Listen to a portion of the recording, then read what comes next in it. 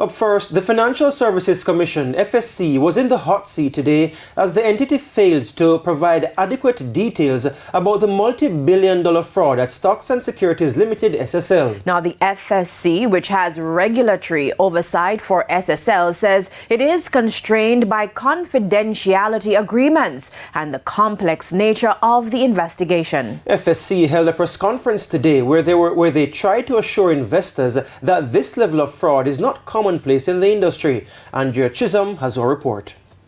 Shock and outrage continue across Jamaica as pressure mounts on the FSC to tell what they know about the multi-million-dollar fraud at SSL and what they did to stop it. To the knowledge of the FSC, this level of fraud has never happened before. FSC's Executive Director Everton McFarlane said SSL wrote to the regulator on Tuesday, January 10, to tell them about the fraud. Law enforcement officials were notified.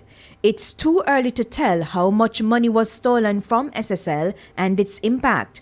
As the temporary manager conducts an assessment, details will become clearer. But what about the red flags? In its own report, FSC labeled SSL as a problem institution displaying a culture of non-compliance and mismanagement of client funds. The term problem institution, should not be construed with an institution necessarily at the brink of insolvency or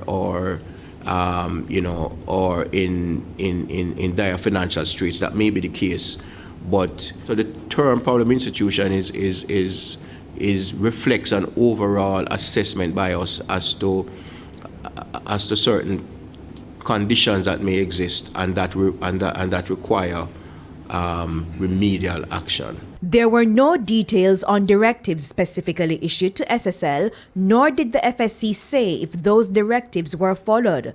And what about the audit reports? What did the trend analysis say? Were there any issues raised by auditors? Those audit reports are not the subject of ordinary public disclosure, and there are certain confidentiality restrictions we have to respect, and those matters are also, subject to the larger comprehensive investigation that is taking place. Mr. McFarlane insists that theft is taken very seriously in the financial sector and mechanisms are in place to detect and limit the scale. These systems of internal controls have worked well for the securities industry over its long history.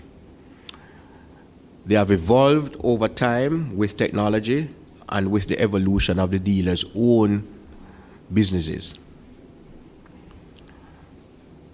This despicable act of dishonesty by an employee at SSL, and possibly with collaborators, we believe cannot be taken as symptomatic of the risk for the entire industry.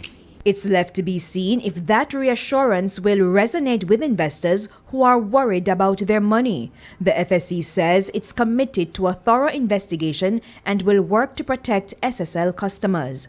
Andrea Chisholm, TVJ News.